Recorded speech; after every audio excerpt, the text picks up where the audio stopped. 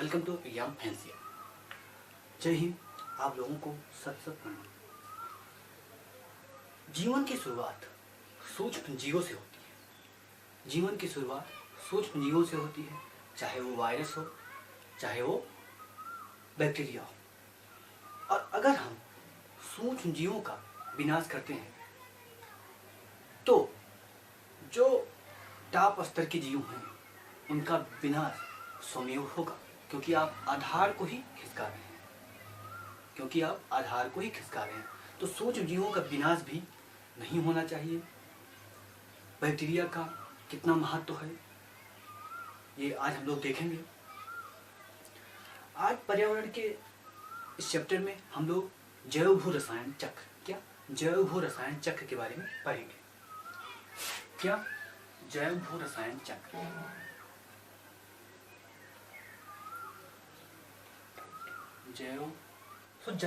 जैव भू रसायन चक्र क्या? जैव भू रसायन चक्र क्या होता है, इसको हम लोग समझते हैं। पृथ्वी पर कोई भी जो तत्व है वो स्थिर अवस्था में नहीं है। क्या? पृथ्वी पर कोई भी तत्व है वो स्थिर अवस्था में नहीं है, चाहे वो कार्बन हो,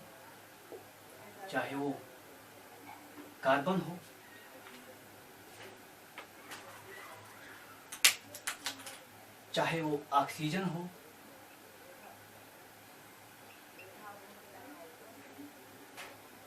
चाहे हाइड्रोजन हो,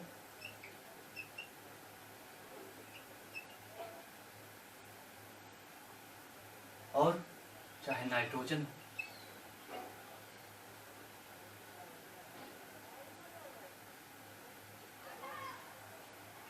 फास्फोरस हो,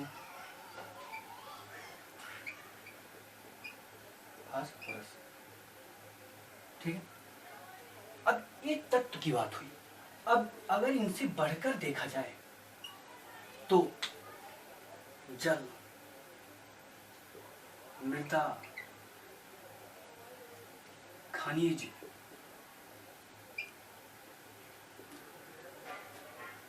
अब इनसे भी बढ़कर देखा जाए तो हम क्या कह सकते हैं?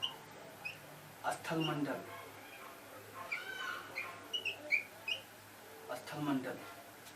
वायुमंडल,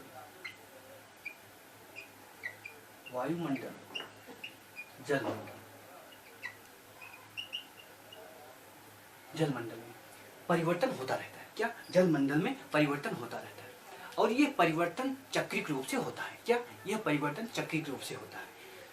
बहुत सारे अभी ऐसे तथ्य हैं जिसका उजागर नहीं हो सका है, लेकिन जितने तथ्य उजागर हैं उनको हम लोग समझते हैं। अब स्थल मंडल में आप देखेंगे तो स्थल मंडल में उसमें आप खनिज मिलेंगे। क्या? खनिज मिलेंगे, चट्टान मिलेंगे। तो चट्टानें भी चक्र रूप से गुजरती हैं। पहले आग्नेय चट्टान बनी, आग्नेय से अवसादी चट्टान, अवसादी से मेटामॉर्फिक चट्टान, क्या? रूपांतरित चट्टान, और फिर अग्नीय चट्टान। तो ये चक्रिक क्रम उनका भी चलता है। इसी तरह जलमंडल, जल का भी चक्र चलता है। क्या? जल का भी चक्र चलता है। समुद्र से जल आया स्थल पर, स्थल से, ठीक है। इसी प्रकार खनिज का भी चक्र चलता है। पहले खनिज का निर्माण हुआ, फिर खनिज समाप्त होगा, मनुष्य अगर उपभोग करेगा तो समाप्त होगा, फिर वो लौट के फिर आएगा, खनिज बनेगा। तो कहने का मतलब कि पृथ्वी पर जितने भी तत्व हैं उनका क्या होता रहता है? चक्रण होता रहता है। इसी चक्रण को क्या कहते हैं? जैव भू रसायन चक्र, अगर बृहद स्तर पर देखा जाए। लेकिन यहाँ जैव भू रसायन चक्र में हम केवल उन तत्वों की बात करेंगे जो जैविक और अजैविक तत्वों में परिवर्तन होता है। क्या? जैविक और अजैविक तत्वों में परिवर्तन होता है। हम ऐसी तत्वों की बात नहीं करेंगे कि खनिज से खनिज बना, उससे हमें यहाँ पर लेना देना नहीं है। हमें क्या लेना देना है? रसायन चक्र का परिभाषा आपसे कोई पूछ ले तो आप एक छोटी लाइन में क्या कह सकते हैं? जैविक घटक। क्या? अगर कोई परिभाषा पूछे तो आप क्या कह सकते हैं?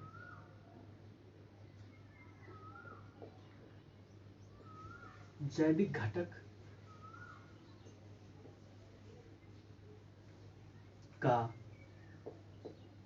अजैविक घटक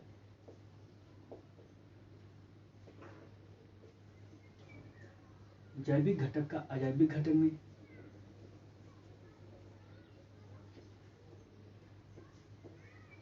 अजैविक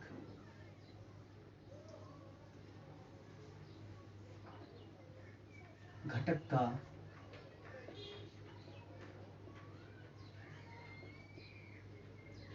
जैविक घटक में, ठीक है, रूपांतरण ही क्या कहलाता है? जैव भू रसायन चक्र कहलाता है। क्या? जैव भू रसायन चक्र कहलाता है। क्या? जैविक घटक का अजैविक घटक में या अजैविक घटक का जैविक घटक में परिवर्तन क्या कहलाता है? जैव भू रसायन चक्र कहलाता है।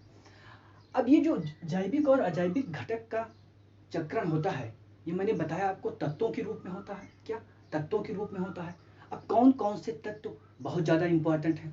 कौन कौन से तत्व बहुत ज़्यादा इंपॉर्टेंट है? जैसे कार्बन, क्या?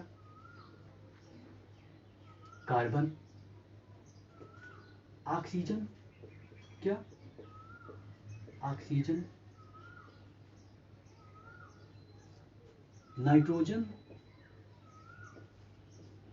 क्या? नाइट्रोजन, कार्बन, ऑक्सीजन, नाइट्रोजन, और क्या कह सकते हैं? पोटेशियम,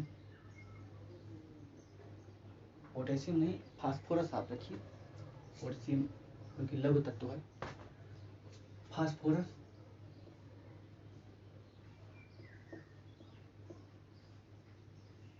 ठीक है। अब ऐसे तत्व हैं, क्या? ऐसे तत्व हैं जिनका क्या होता रहता है? चक्रण होता रहता है। तब जितने भी तत्व हैं सबका चक्रण होता है, लेकिन ये मुख्य तत्व हैं जिनका चक्रण के बारे में हम लोग क्या करेंगे? पढ़ेंगे। अब ये जो तत्व हैं इनसे हमारे शरीर का 95% 97% निर्माण होता है। क्या? 97% जैविक तत्व इसी से निर्मित होते हैं। और अगर हम मनुष्य की बात करें तो ये 97% होगा, और अगर अन्य जीवों की बात करें तो 95% होगा। यानी कि इन्हीं तत्वों से क्या जैविक तत्व बनते हैं। क्या? इन्हीं तत्वों से जैविक तत्व बनते हैं। ठीक है। अब जो ये तत्व हैं इनको 3 भागों में डिवाइड किया जाता है। क्या? ये जो तत्व हमने बताए इनको 3 भागों में डिवाइड किया जाता है। अब उन 3 भागों को हम लोग देख लें। यहाँ पर पहला जो भाग है उसको बोलते हैं बृहद। क्या? बृहद तत्व। क्या? बृहद तत्व। क्या? इन तत्वों को जो जैविक से अजैविक या अजैविक से जैविक में परिवर्तन होते हैं उनको 3 भागों में डिवाइड किया जाता है। पहला जो तत्व है उसको बोलते हैं बृहद तत्व।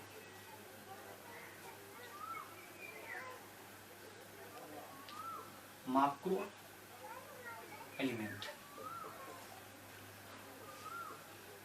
अब बृहद तत्व में हम किन को रखते हैं? Carbon, oxygen, hydrogen. क्या? कार्बन, यहाँ पर मैंने हाइड्रोजन नहीं लिखा है, यहाँ भी हाइड्रोजन आप कर लीजिए क्योंकि हाइड्रोजन के बिना तो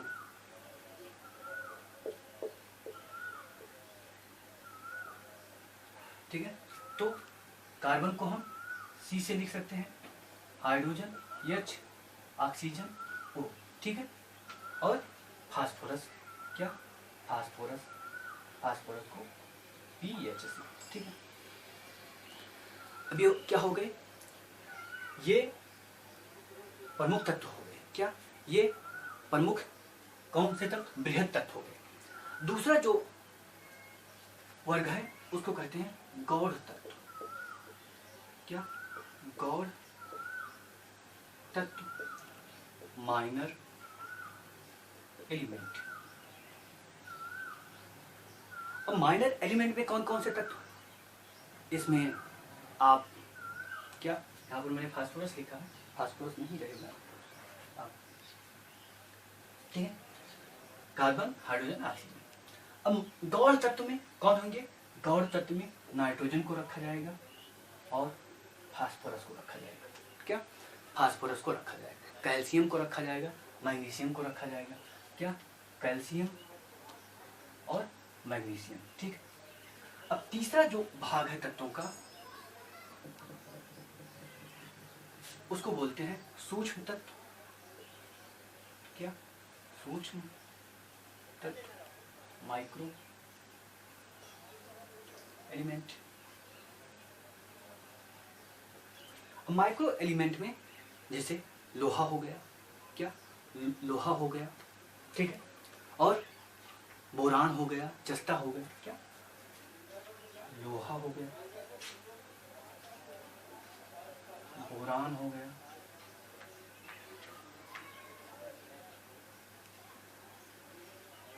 जस्ता हो गया, मोलिबेडनम हो गया, ठीक है। तो ये तत्व क्या है, सूक्ष्म तत्व है।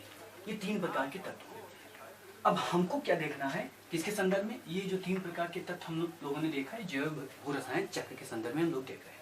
अब इनमें हमें जो मुख्य मुख्य तत्व हैं उनका क्या देखना है, चक्रण प्रक्रिया देखना है, ठीक है। अब जैव भूरसायन चक्र की परिभाषा हम लोगों ने देखा, और जो तत्व हैं उनको 3 भागों में डिवाइड करते हैं, ये भी देखा। अब जैव भू रसायन जो चक्र है इसको हम 2 भागों में डिवाइड कर सकते हैं, क्या 2 भागों में डिवाइड कर सकते हैं, क्या जैव भू रसायन चक्र को कितने भागों में डिवाइड कर सकते हैं, 2 भागों में डिवाइड कर सकते हैं।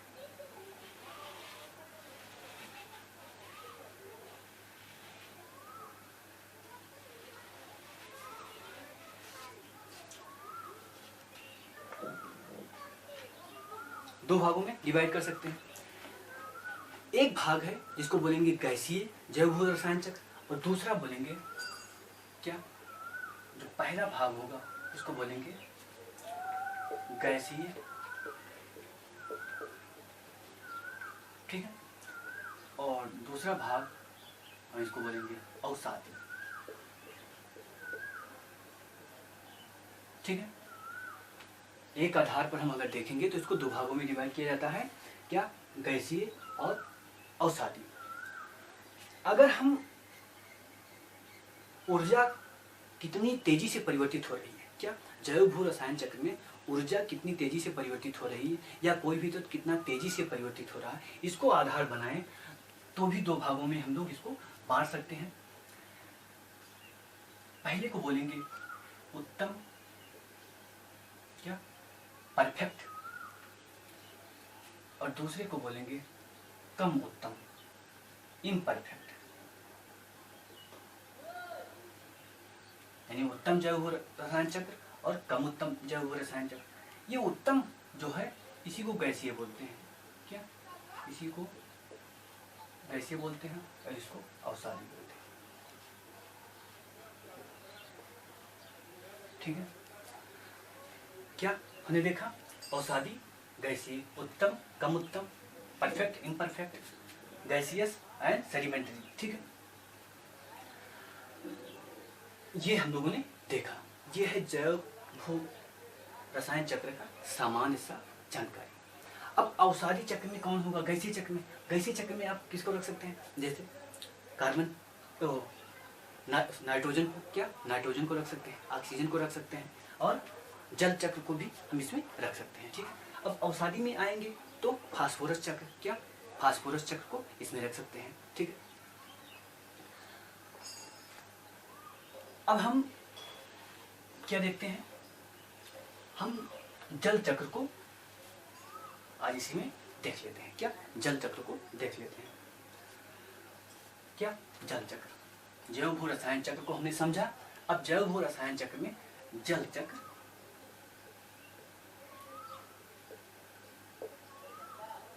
ठीक है, वाटर साइकिल,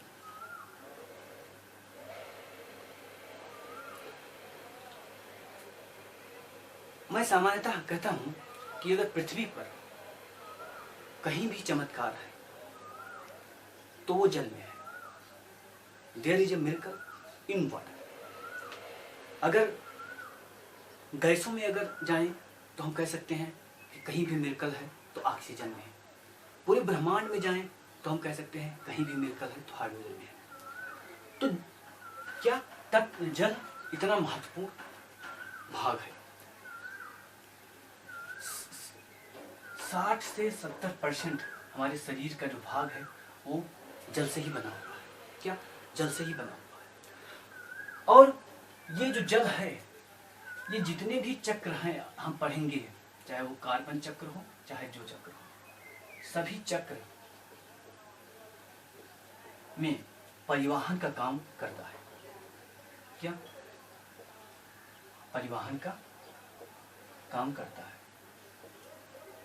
यानी खुद चक्र तो है ही है, जल चक्र, और ये परिवहन का भी काम करता है। पृथ्वी पर जितना भी जल है, क्या पृथ्वी पर जितना भी जल है उसकी मात्रा में कमी नहीं लाई जा सकती। क्या? उसकी मात्रा में कमी नहीं लाई जा सकती। हाँ, ये हो सकता है कि आप 2-4 लीटर या 10-15 लीटर या 100 लीटर यहाँ से पानी लेकर चंद्रमा पर रखें तो कमी आ सकती है, लेकिन नेचुरल फिनोमेना से या प्राकृतिक घटना से कमी नहीं आती। जितना जल है उतना जल ही रहेगा। क्या? जितना जल है उतना जल ही रहेगा। ठीक। अब जैसे ही इसमें परिवर्तन आएगा, क्या अगर हम इसमें 1% परिवर्तन करते हैं, जीवन समाप्त हो जाएगा। पृथ्वी पर जितना भी जल है उसमें अगर हम 1% क्या कर दें, परिवर्तन कर दें, तो जीवन समाप्त हो जाएगा। ठीक। अब पृथ्वी पर कहाँ कहाँ जल है, क्या पृथ्वी पर कहाँ कहाँ जल है, इसको देखते हैं। सागर में है, क्या सागर में है, सभी को पता है सागर में है। झील में है, क्या झील में है। और क्या हम कहाँ कह सकते हैं, और है नदी में है।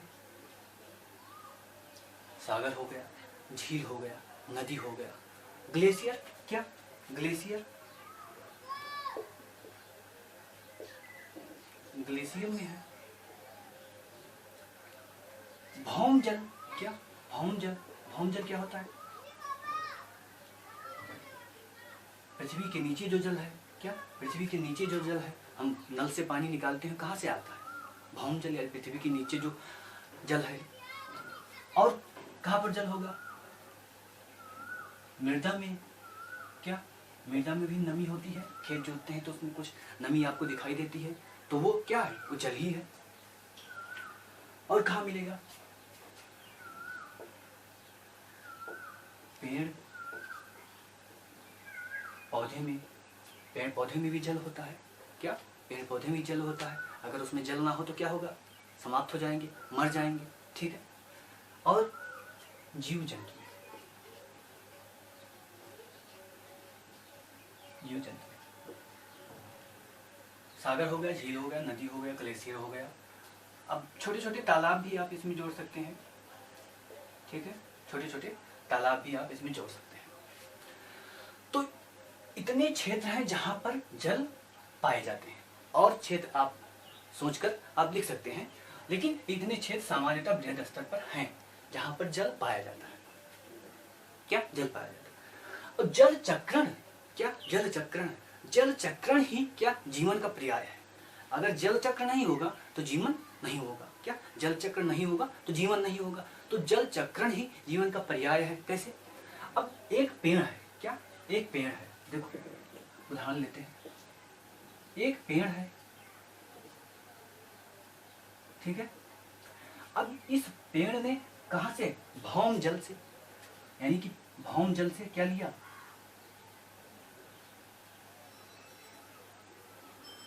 भौम जल से जल लिया, और फिर पत्तियों से अपने जल निकाल दिया। क्या पत्तियों से अपने जल निकाल दिया। ठीक है। तो क्या एक चक्र चला यहां से यहां, अब फिर आगे जाएगा, क्या फिर आगे जाएगा। तो मैंने क्या बताया कि इतने जगह जल स्टोर होता है, और जल चक्र में अगर बाधा आती है, क्या जल चक्र में अगर बाधा आती है तो जीवन, क्या जीवन की गुणवत्ता समाप्त होने लगती है, जीवन की गुणवत्ता समाप्त होने लगती है।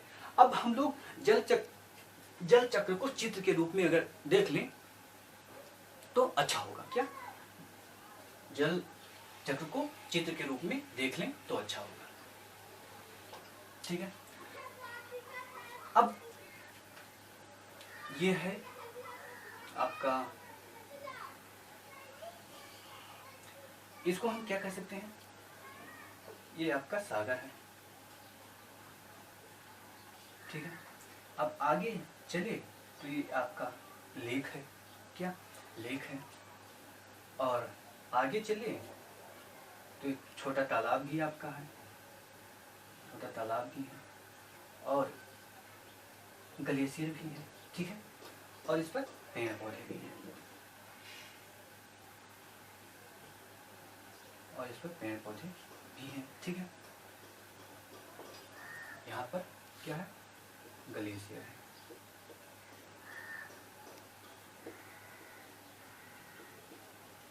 ग्लेशियर, ग्लेशियर का मतलब क्या होता है, ग्लेशियर का मतलब जो स्थलखंड किसी बर्फ से ढका हुआ है, जो बर्फ है उसी को ग्लेशियर बोलते हैं, या बर्फ का बहुत बड़ा भाग ऐसे कह सकते हैं, बर्फ का बहुत बड़ा भाग ग्लेशियर है, सामान्य भाषा में आप इतना समझिए, ठीक है। ग्लेशियर हो गया।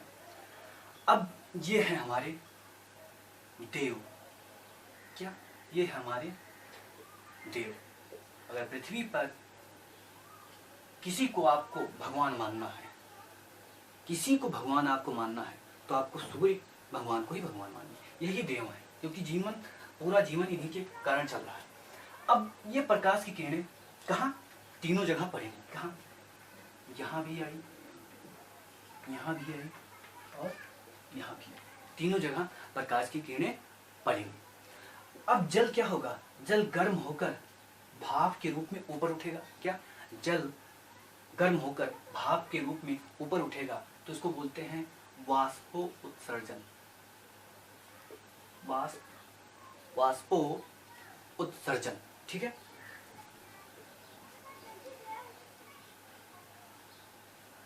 ठीक है, क्या बोलते हैं, इवोपोरेशन, क्या, इवोपोरेशन।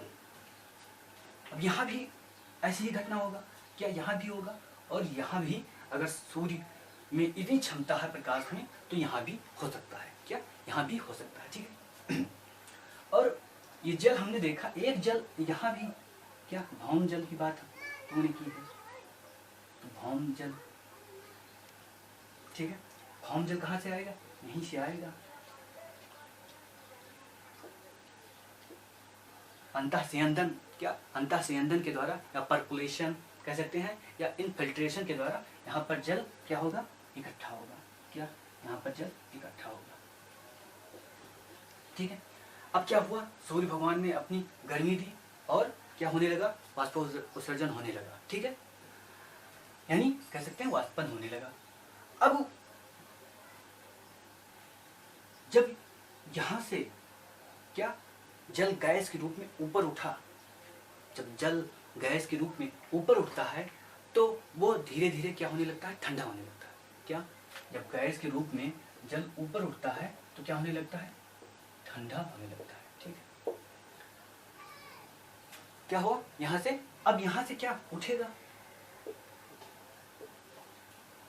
ठीक है, यहां से भी उठेगा जल, और यहां बनेगा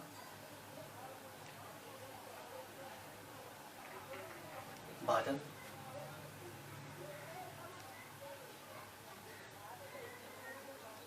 यहां बनेगा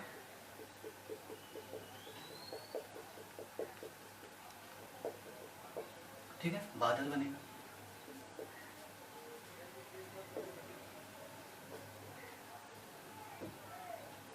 ठीक है।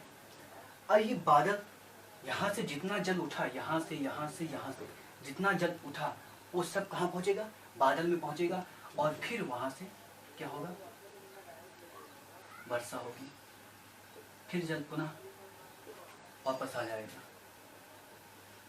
फिर जल पुनः वापस आ जाएगा, ठीक है। अब ये आपका जल चक्र का क्या हुआ, ये जल चक्र का अब चित्र है, क्या, जल चक्र का चित्र है, ठीक है। अब एक पॉइंट और आपको ध्यान रखना है, जैसे यहां से जल उठा, ठीक है, तो यहाँ पर अधिक जल, अब वर्षा जो अधिकतम होती है, अधिकतम वर्षा कहाँ पर होती है, सागर में ही होती है, क्या, अधिकतम वर्षा कहाँ होती है, सागर में होती है, स्थल खंड पे तो बहुत कम आता है, क्या, स्थल खंड में बहुत कम आता है, ठीक है। तो ये हमने क्या देखा, जल चक्र का चित्र हो गया। अब यहाँ पर आपको ये ध्यान रखना है कि ये जो जल वर्षा होती है, तो जल वर्षा ये कोई जरूरी नहीं है कि यहाँ पर अधिक हो रही है तो हर समय यहाँ पर अधिक होगी, या यहाँ पर कम हो रही है तो हर समय यहाँ पर कम होगी, यानी जल की प्राप्ति जो है वो क्या होता रहता है, उसमें परिवर्तन होता रहता है। जल की पृथ्वी पर पृथ्वी पर अगर हम देखें कोई क्षेत्र जो जल प्राप्त कर रहा है वर्षा के द्वारा, उसमें क्या परिवर्तन होता रहता है, क्या परिवर्तन होता रहता है। उसी रेशियो में पूरे विश्व में परिवर्तन होगा। जैसे यहाँ पर अगर वर्षा पहले कम हो रही थी, यहाँ पर ज़्यादा होने लगा तो कहीं पर कम हो जाएगी, ठीक है, तो कहीं पर कम हो जाएगी। तो ये है आपका जल चक्र, ठीक है। सो आज के लिए इतना ही, फिर मिलते हैं अगले वीडियो में। जय हिंद।